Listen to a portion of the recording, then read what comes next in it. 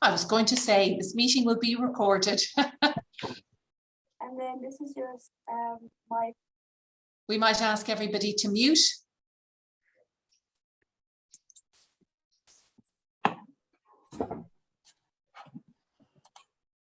So look, you're all very welcome.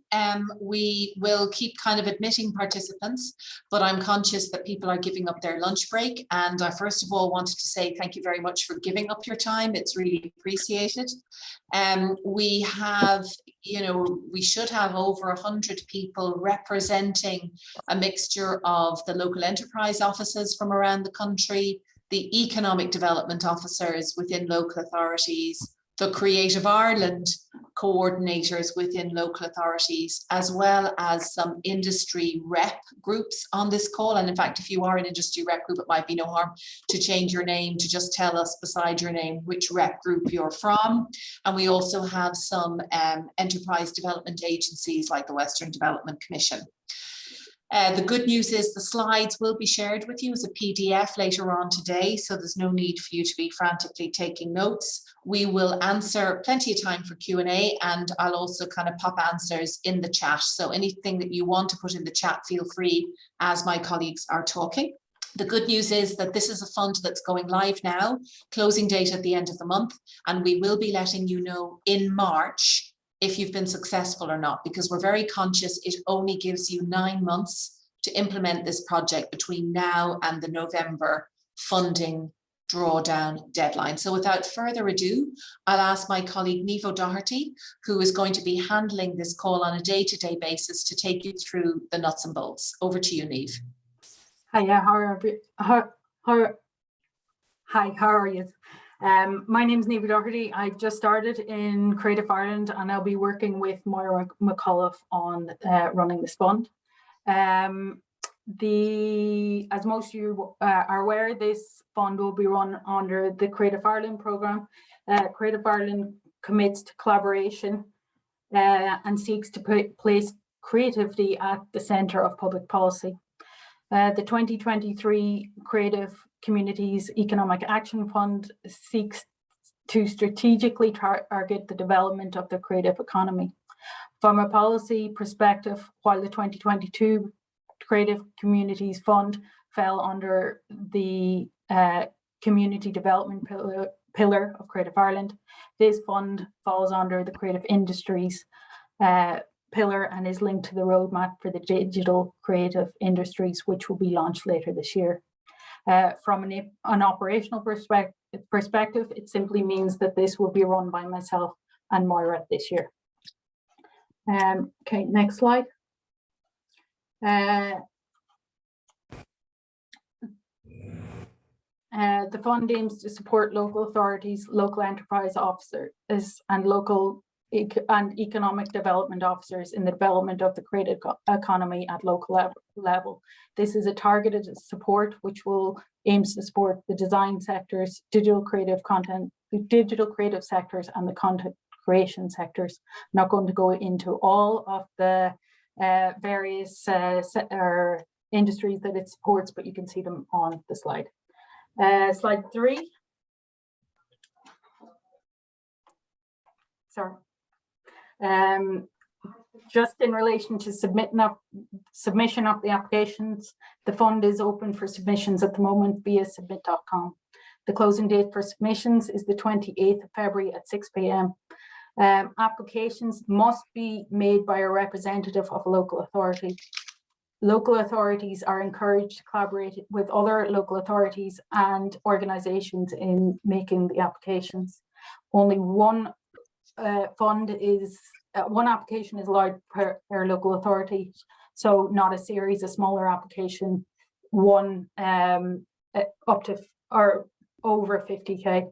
The minimum grant is 50k and the maximum grant is 90k. The indicative fund for the total fund is €400,000.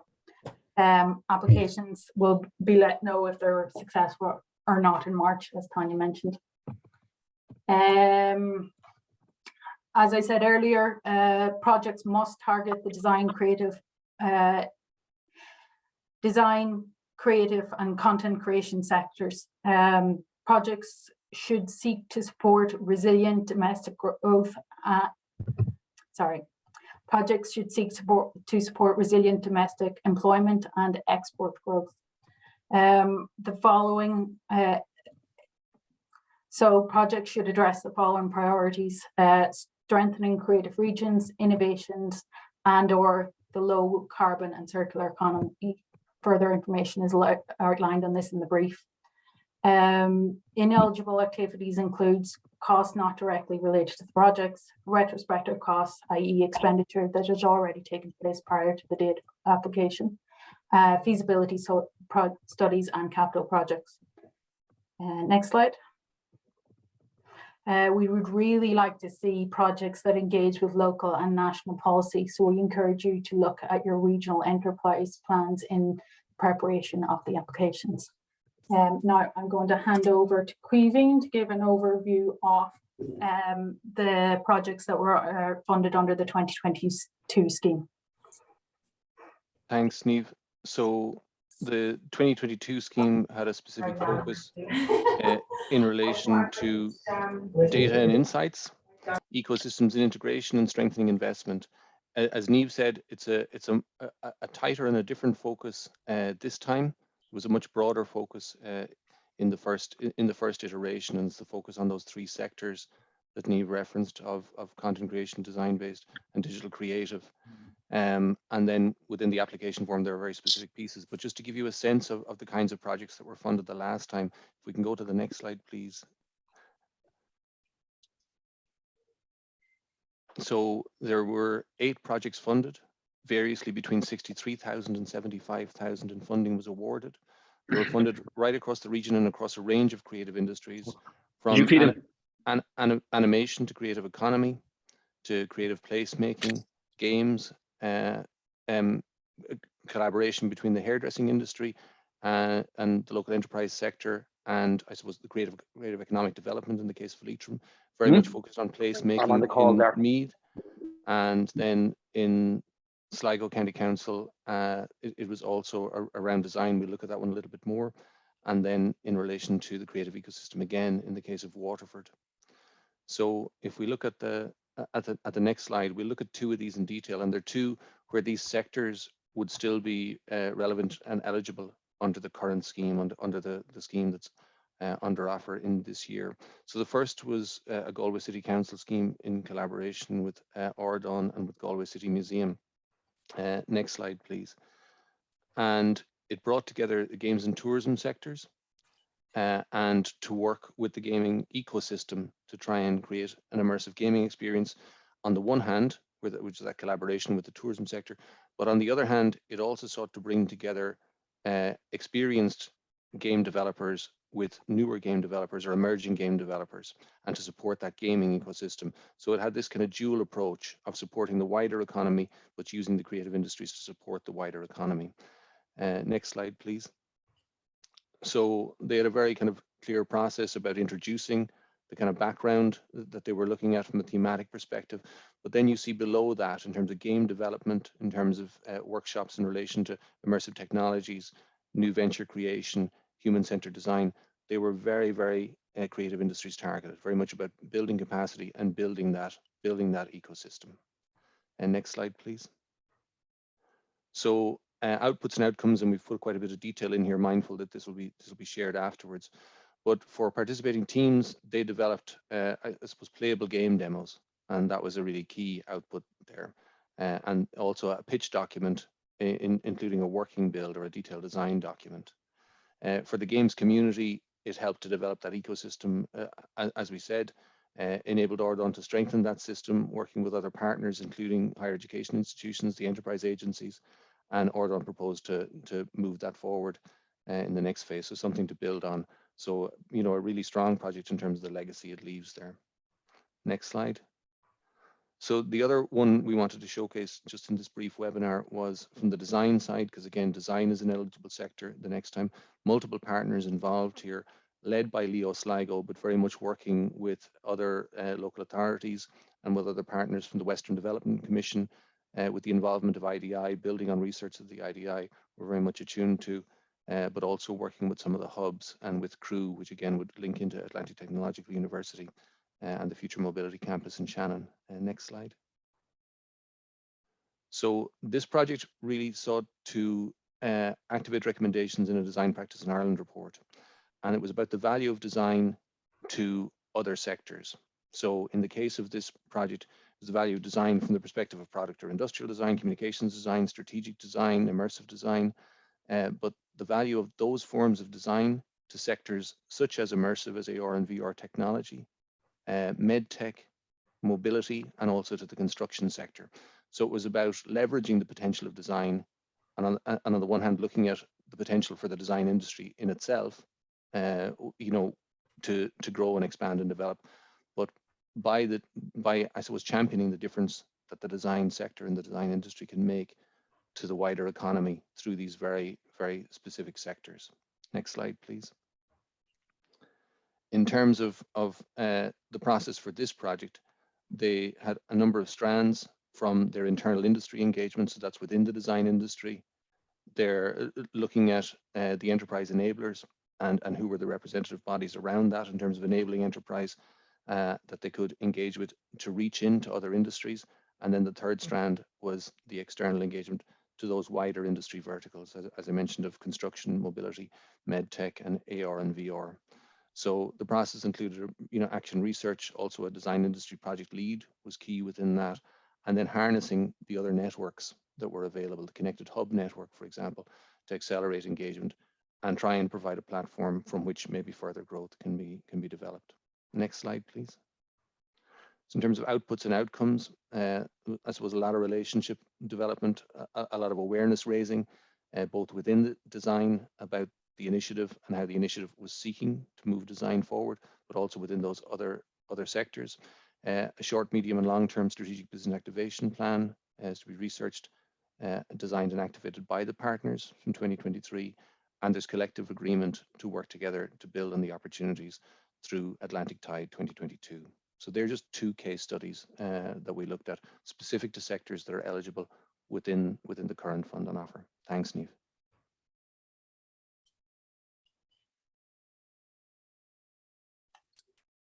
Okay, just in relation to preparing the application, please ensure that you read the briefing document.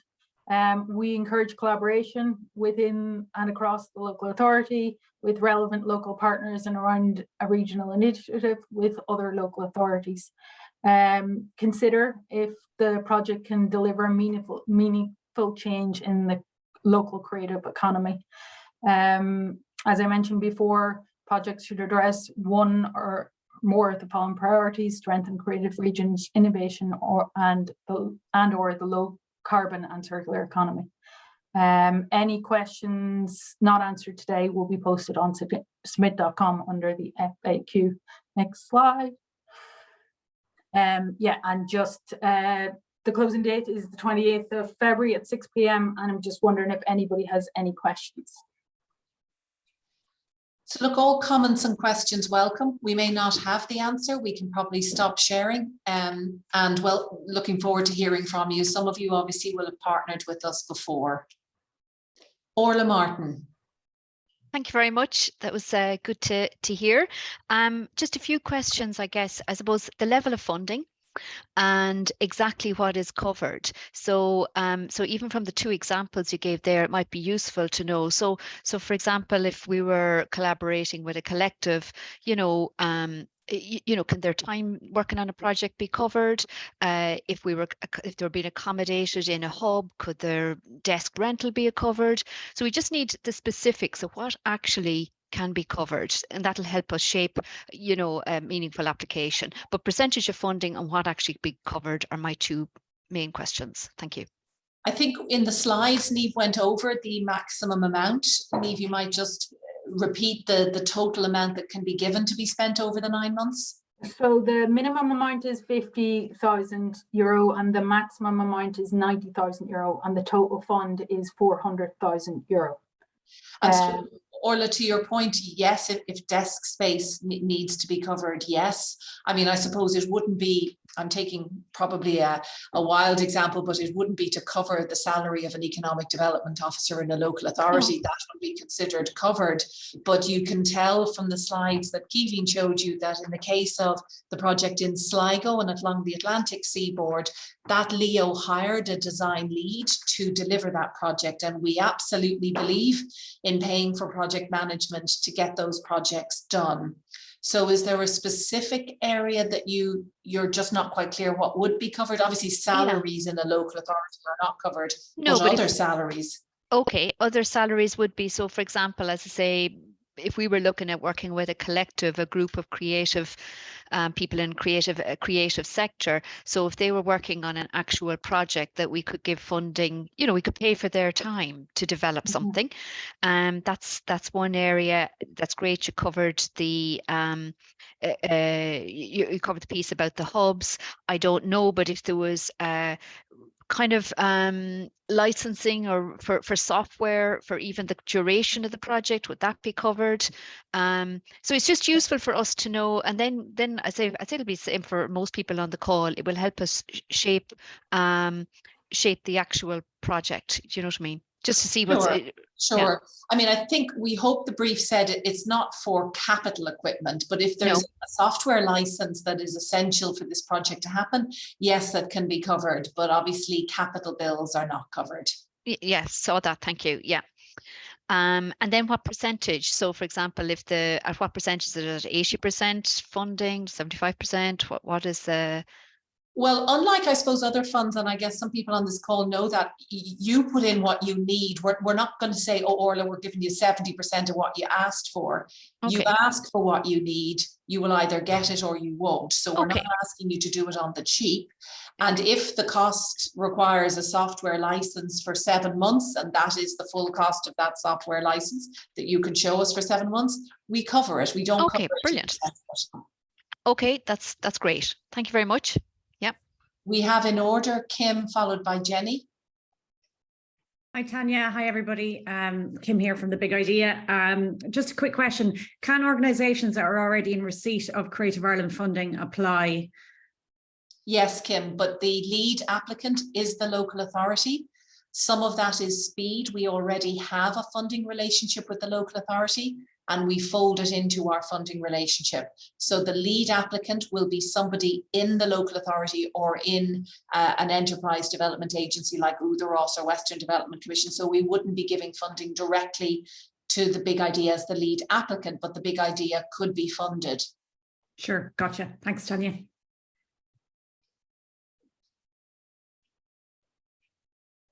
Hi, Tanya. The other question was like in relation to that legacy piece, and I know that Kevin there gave 2 examples where there was legacy argument that's being followed up, but to what extent in identifying a new proposal does a legacy have to be mapped out for the project or initiative at this stage? Like, is it enough to suggest that potential outputs and outcomes would include, or is there a need to demonstrate that it will have, you know, like a pathway or mapping for a legacy, you know what I mean, from the get-go?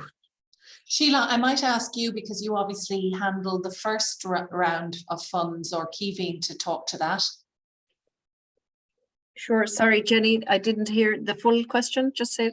Oh, so I know that Kevin highlighted 2 legacy pieces within what he was suggesting, and he was suggesting that there was a strength in being able to demonstrate legacy for an application, but to what extent does that legacy have to be defined or determined, or is there flexibility there that it can be, you know, pivoted from the outcomes, you know, what, like, or does something have to be identified and determined as part of this application? It would be useful if it was, I suppose, because, you know, the Creative Ireland programme is going to continue for another 5 years. So we're not looking to just do projects in as a once-off. We're looking for them to have impact in the longer term, but the impact mightn't be obvious, Jenny.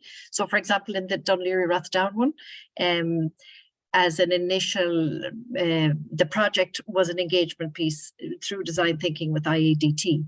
As a result of the success of it, during the process, an MOU was subsequently signed between the local authority and IEDT. So that outcome wasn't originally anticipated, but it did happen as a result of the process. Does that answer? And just to add to what Sheila said, Jenny, I think, you know, the guidance talks about resilient employment and export growth within the sectors. So I think also when you ask about, you know, the difference it'll make, there's obviously a difference in what's eligible and what's competitive, depending on how many applications is received. But there is a focus very much on you know, the impact it could have in terms of supporting resilient employment and export growth in those areas and across the kind of across the approach that Niamh outlined in terms of strengthening creative regions, in terms of innovation, and in terms of low carbon and circular economy. So it's about what's competitive, I think, as well.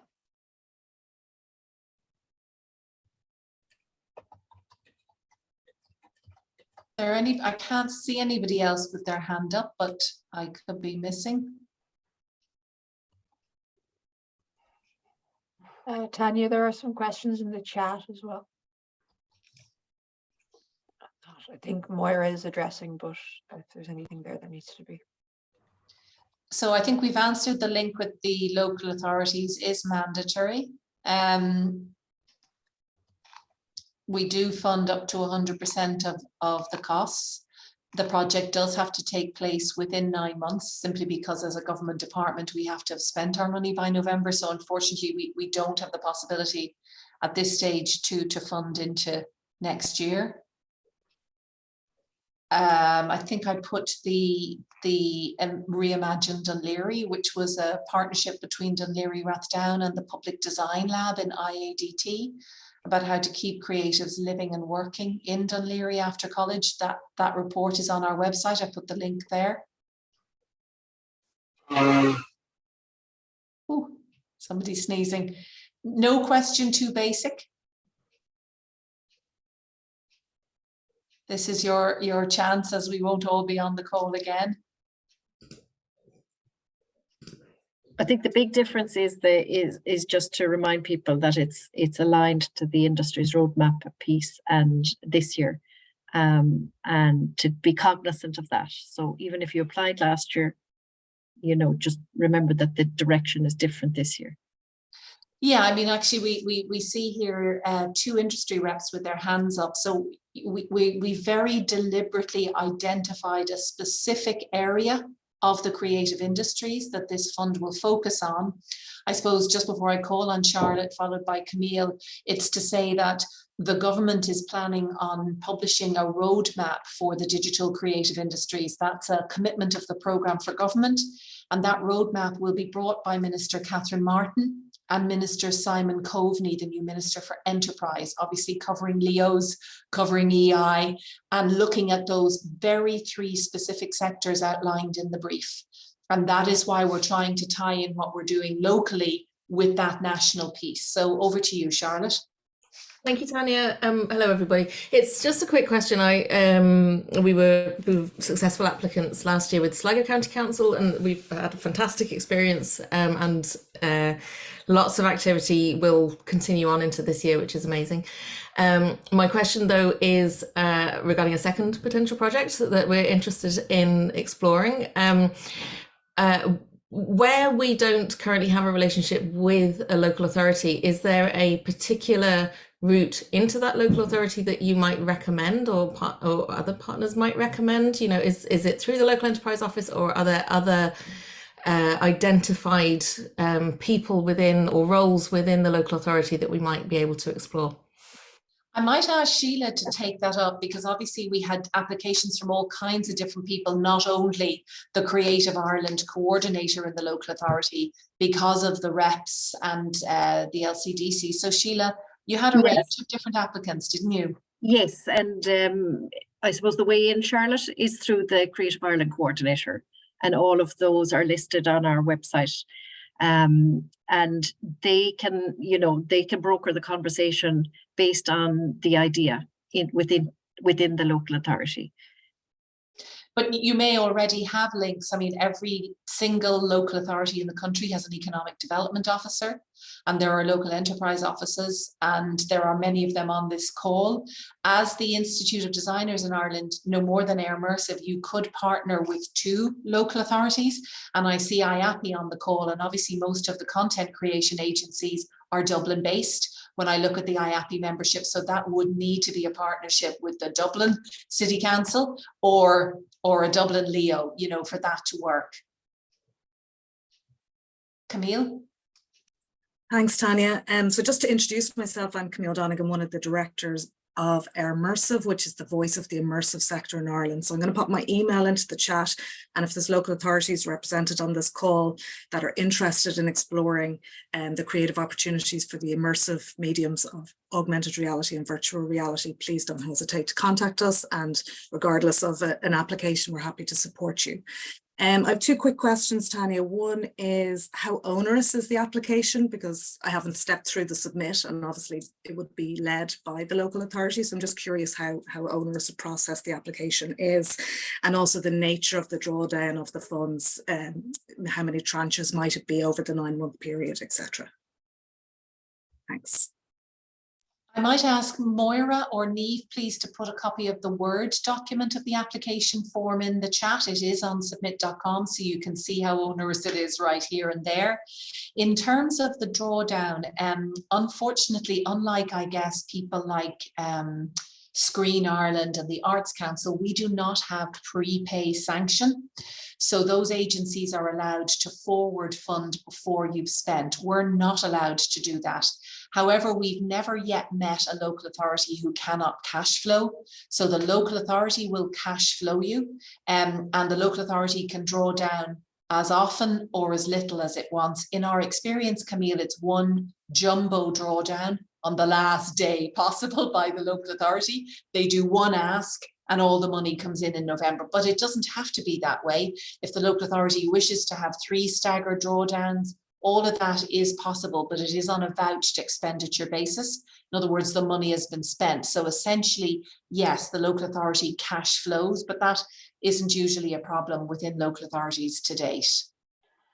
Just in relation to putting in a Word document of the application, I would just need to tidy that up slightly, so I will send it round after the meeting to everybody that I sent it through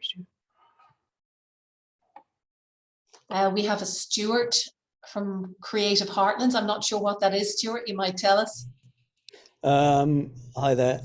Yeah, Creative Heartlands is a project that we're running through the 3 enterprise offices in Sligo, Leitrim and Roscommon in conjunction with the arts offices, and it's an Enterprise Ireland funded project that's run over 3 years. We're kind of halfway through it, and it's looking at the creative economies in the region here, specifically focusing on the design and the filmmaking sectors. So yeah, we're kind of interested in exploring this with the project, sort of, you know, tangential to what we're doing with Creative Heartlands. I'm just interested to find out. Again, I've like Camille, I've not looked through the submit form yet. What the kind of scoring rubric will be when you're judging the projects, like, you know, how that's gonna, you know, affect how we shape our submission if and when we do one. Well, I might ask while Niamh is, just because we do have a copy of the Word form and we have the scoring, I'll ask her to share her screen when she's ready. So just before she does that, I suppose, obviously, Stuart, like it isn't covering this time film and animation because there's such extraordinary levels of funding for Screen Ireland, an 80% increase over 4 years, also from our department. Film officers, like we felt that film is very well covered, and the minister is very clear that we're looking at the adjacent sectors. So design, advertising, content creation, augmented, virtual, as opposed to feature film, TV, drama, documentary, animation, all of which have had significant state support through EI and through Screen Ireland. So it's really just trying to think about sectors adjacent to that. Niamh, do you have the form with the scoring sheet you could share? So yes, it's on the final brief. I'll just share the screen of it. I'll just check that I'm sharing the right one. Yeah, so this is the scoring, which is listed on the brief, on the last page of the brief, and you can see it outlined here. It's quality of eligible proposal in terms of delivering on the objectives and priorities of the fund, 35 marks. Experience and expertise of the team and partners in the quality of the collaboration, 35 marks, and anticipated outputs and impact and outcomes, 30 marks. Okay, perfect. Okay, brilliant. Okay, thanks a million. I think you'll find, Stuart, that other funds do require more. We're very conscious this is a 9-month project at speed, hit the ground running. So we're not putting you through the hoops of a very, very detailed form. Do you know what I mean? Like we're trying to get things started, or in your case, perhaps build on things that you've already done. So it isn't, I know when I look at some of the other agencies, they're very, very detailed funding applications. This is not that. In theory, it can be an oven-ready project. It just needs to connect across the local authority and their strategic objectives around economic development, and have a creative element and link to the industry sections that are outlined in the brief. I mean, I think, Stuart, the reason that Niamh would have put the regional economic plans there is there was in the slide that you'll see there are very specific references in, I think, is it 6, Caoimhín, of the 9? It's all 9, Tanya. All 9. All 9, yeah, have references to the creative industries. Now, whether I can't say offhand whether all 9 relate to the 3 specific sectors we're targeting, but they relate to the creative industries, which would encompass those sectors. And some of them are very specific in relation to design, or in relation to the games industry, or in relation to AR and VR. But all 9 regional enterprise plans and all 3 regional spatial economic strategies that covers the entire country have a commitment to the state, to the creative industries. Yeah. And I suppose what we're trying to do a little bit with this money, I wouldn't maybe put this in writing, is what we're trying to, collaboration, it's at the heart of Creative Ireland. You have your regional plans, your local authority has an economic development plan. We're coming with our roadmap. You have the LEOs, you have the Western, you have all of this. What kind of projects will get that glue going, get the collaborations between all these different structures going? That would be really key, because in the long run, obviously, they can draw down European money. They can have access to other funds. So we're really more of an initiator, obviously, given it's only 9 months rather than a long term. Louise Allen, you might just give a little line about the Creative Futures Academy. Sure, thanks, Tanya. Hi, everyone. So I'm the director of Creative Futures Academy, which is a partnership between the National College of Art and Design, the Institute of Art, Design, Technology in Dún Laoghaire, and University College Dublin. And what we've been working on is, I suppose, developing courses that have much more access and flexibility at level 8 and level 9 in particular. One of the areas of focus is in relation to design and immersive skills. So I suppose there's and also circular economy. So my question really is one around eligibility. We're in the process of rolling out a number of courses in 2023. They would look at and meet some of the objectives of this call. So would it be, I suppose, appropriate in partnering with the local authority who wanted to upskill a number of people within a region, could be enterprises, could be individual practitioners, to partner with Creative Futures Academy and maybe some enterprises in meeting those kind of skills gaps? The eligibility is really around, I suppose we are in the process of rolling out those courses, so they have been developed previously, but we're, I suppose, going into the recruitment phase for those courses at the moment. So it's just whether or not something like that partnership would be eligible under this call. Can you leave us to reflect on that, and we'll answer it in the FAQ, Louise? Certainly it wouldn't be, we're fairly clear in the brief, this is for enterprise level. So it's not for, I'm an individual, I'd like to do a course on the circular economy. That's great, of course, but that wouldn't be for us to fund. So we might just need to reflect on that. Essentially what you're asking for is can our money be used to send people from elsewhere in the country on your courses that are already designed? Is that it?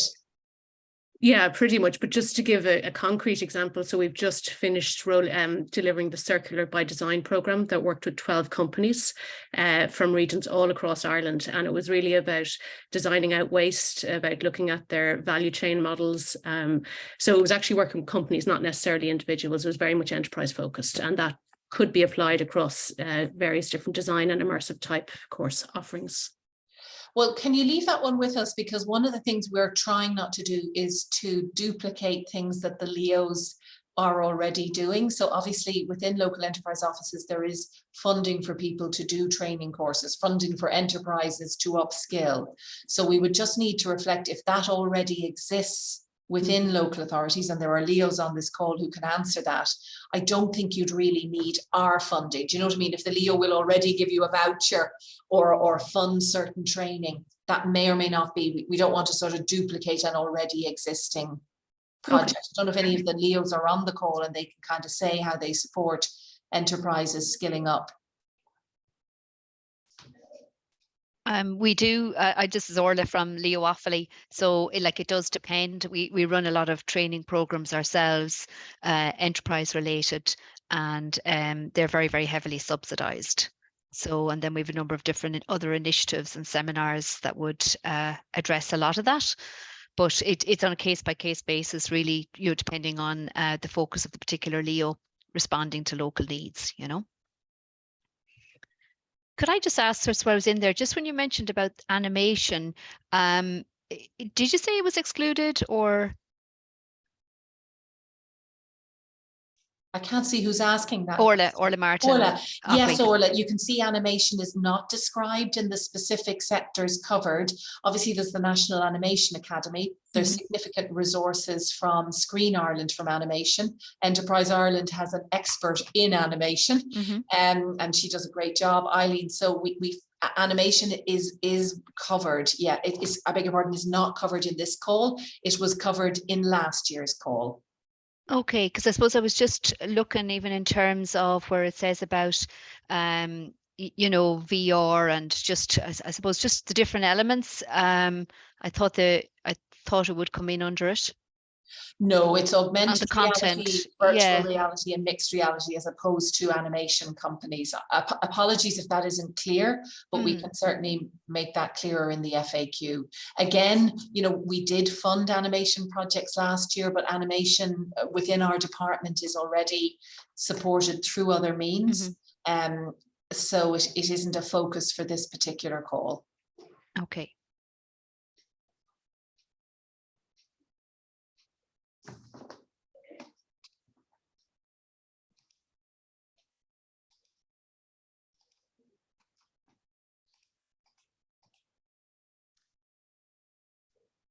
Anybody else have, if anybody also wants to speak up, like I'm a LEO in search of an industry body, or I'm an industry body and I'm in search of we could do some quick networking, or you can put it in the chat if there's sort of people who are partnerless. I see you've already done that, Kim.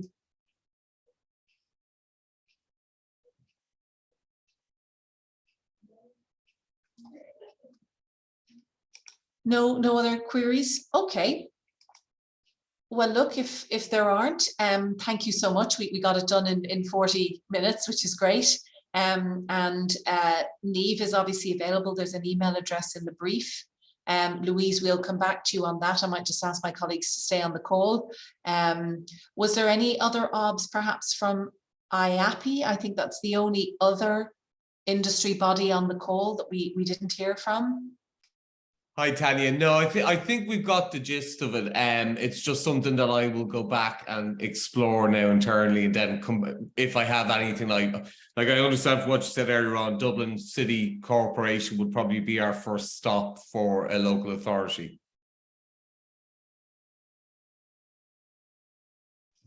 That's right. Yeah. Sorry, you were muted there. So I think I've got the gist of it. As I said, I'll just need to go back and have a chat internally with Charlie and with board and stuff like that. And if we have anything else, I'll come back to Niamh then. Or of course, any of the other 3 Dublin local authorities: Fingal, South Dublin, Dún Laoghaire. Yeah. Perfect. Thanks so much, guys. Great. Well, look, thank you, everyone. You might even get to fit in a sandwich on your lunch break. Thank you very much, and we look forward to receiving the applications. Thank you. Thank you. Take care. Thank you. Thank you. Bye.